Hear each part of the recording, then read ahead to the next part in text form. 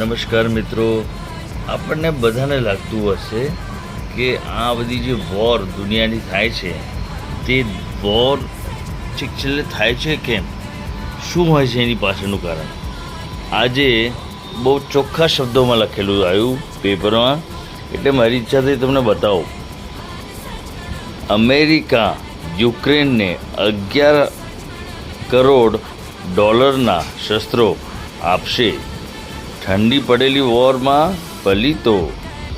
રશિયાના યુક્રેન પરના હુમલામાં ચાલુ વર્ષે 21% વધારો. 4 મહિનામાં કુલ આટલી બધી મોતો અને આટલી બધી ઈજાઓ. તો હવે તમે સમજ્યા આ વોર કેમ જરૂરી છે. આ વોર એટલે જરૂરી છે કારણ કે અમેરિકાનો બિઝનેસ સૌથી વધારે જે એમને રેવન્યુ બનાવે છે તે છે વોર હેડ્સ, એટલે વેપન્સ. વેપન વેચાય તો એમને નફો થાય, અને વેપન ક્યારે થાય વેચાય, જ્યારે વોર થાય.